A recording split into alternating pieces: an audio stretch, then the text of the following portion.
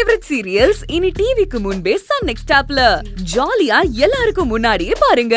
இப்பவே Sun next ஆப்பை download பண்ணி சப்ஸ்கிரைப் பண்ணுங்க. அம்மா, நாங்க யாருன்னு சொல்றது இருக்கட்டும், முதல்ல அவரை வர சொல்லுங்க. எங்க ஐயா, நீங்க தான் சிதம்பரமா? ஆமா. நீங்க? நாங்க கோர்ட்ல இருந்து வந்திருக்கோம். கோர்ட்ல இருந்தா? ஆமா.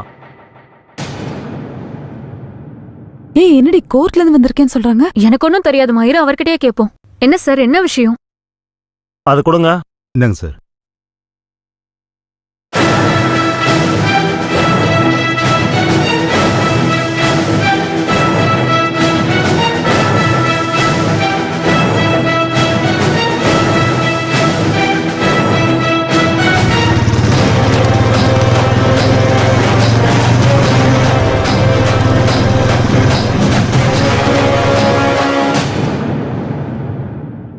யாரடி போன்ல?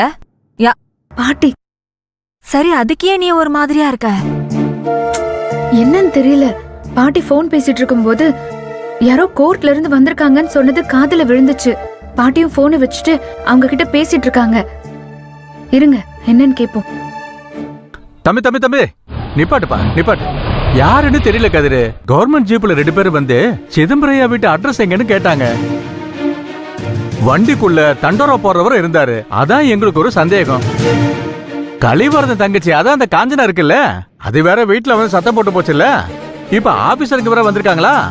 எங்கேயோ எனக்கு தப்பா பட்டுச்சுப்பா, அதான் உங்ககிட்ட சொல்ல நினைச்சேன். சரிங்க, நான் பாத்துக்கிறேன். சரி தம்பி. அந்த காஞ்சனா ஊருக்குள்ள வந்ததுல இருந்து ஏதாவது தாத்தா குடும்பத்துக்கு சிக்கல் இழுத்து விடுவான்னு ஒரு டவுட்லயே இருந்தேன். இந்த நேரத்துல கோர்ட்ல இருந்து வேற வந்திருக்காங்க. சரி, அவங்க என்ன பேசுறாங்கன்னு கேக்குதா? அதான் கேட்டுட்டு இருக்கேன், இரு. அது என்னன்னு தெளிவா சொல்லுங்களேன். ஐயா, உங்களுக்கு கோர்ட்ல இருந்து நோட்டீஸ் அனுப்பிச்சிருக்காங்க.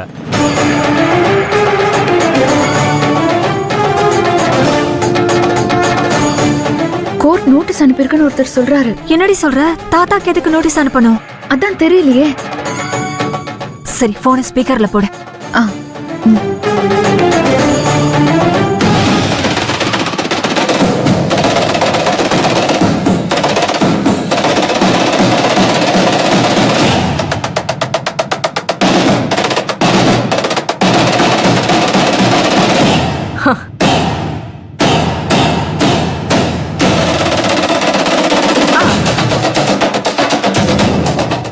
இந்த 3 இடத்துல பத்தி எரியிற நெருப்பு அப்படியே போய் இப்ப சிதம்பரம் வீட்டுல புடிச்சு பத்தி திகு திகு திகுன்னு எரியுது.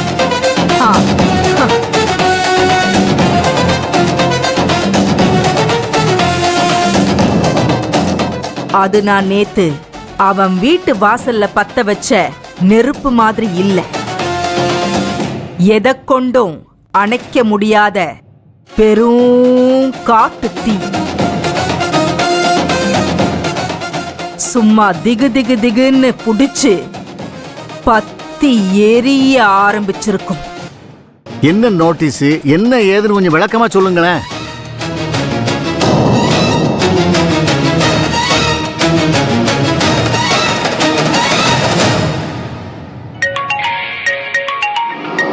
இந்தா, பத்தி எரியிற இடத்துல இருந்து உனக்கு கால் வந்துருச்சுல்ல?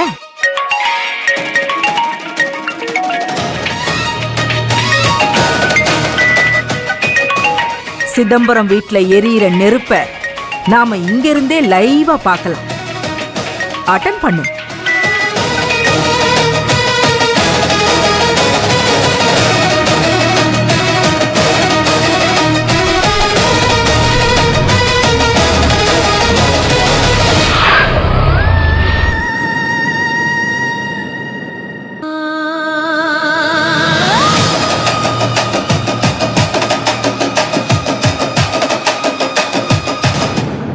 என்ன தாத்தா, யார் இவங்க?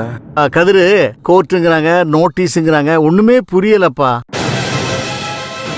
தம்பி, நாங்க கோர்ட்ல இருந்து வந்திருக்கோம்.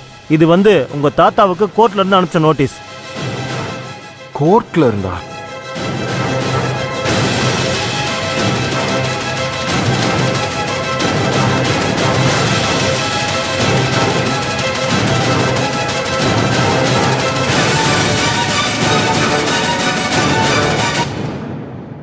இந்த ஒட்டுமொத்த சொத்துல இதை அனுபவிக்க கூடாதுன்னு கோர்ட்ல ஒருத்தங்க உங்க மேல கேஸ் போட்டு ஸ்டே வாங்கியிருக்காங்க. அதனால தான் கோர்ட் உங்களுக்கு நோட்டீஸ் அனுப்பியிருக்கு.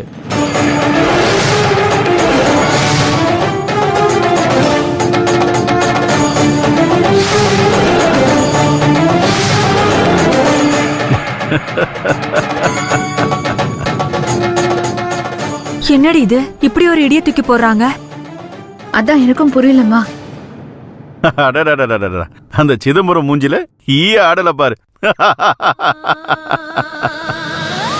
இவ்ளோ பெரிய பிரச்சனை நடந்துட்டு இருக்கு, அந்த பெங்களூர் காரியை காணுமே. இந்நேரத்துக்கு அவ முதல் ஆளா வந்து நின்னு இருப்பாளே.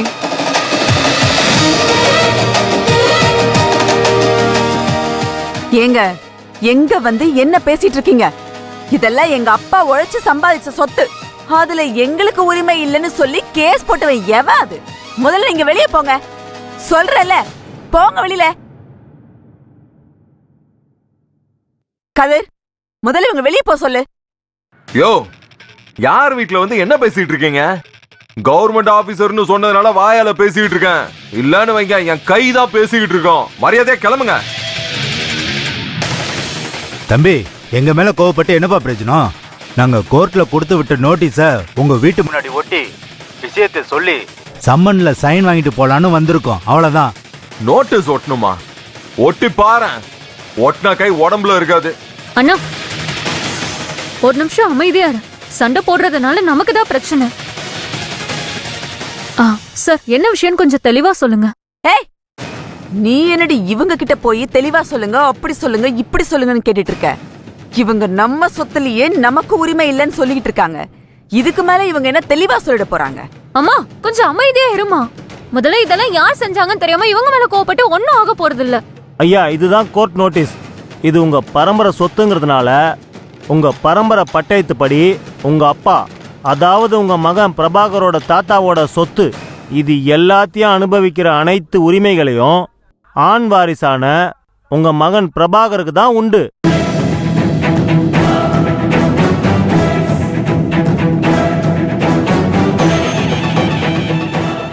அதாவது தாத்தாவோட சொத்து பேரனுக்கு தானே பட்டயத்துல எழுதி வச்சிருக்கு. அதையே உயிலா கணக்குல வச்சு காஞ்சனான்னு பிரபாகரோட நலம் விரும்பி ஒருத்தங்க அவங்க கோர்ட்ல வழக்கு ஒண்ணு போட்டிருக்காங்க.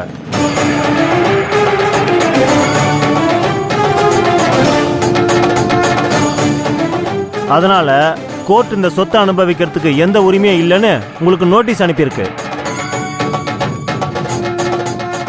இனி உங்க மகன் பிரபாகரோ இல்ல அவரோட வாரிசுங்களோ வந்து உங்களுக்கு பவர் ஆஃப் அட்டார்னி கொடுத்தாதான் திரும்ப இந்த சொத்துல இருந்து ₹1 கூட நீங்க எடுக்க முடியும். அதுக்கான கோர்ட் ஆர்டர் தான் இது. ஏன் காலையில இருந்தே உங்க பேங்க் அக்கௌண்ட்லாம் ஃப்ரீஸ் ஆயிருக்குமே, உங்களுக்கு எதுவும் தெரியலையா?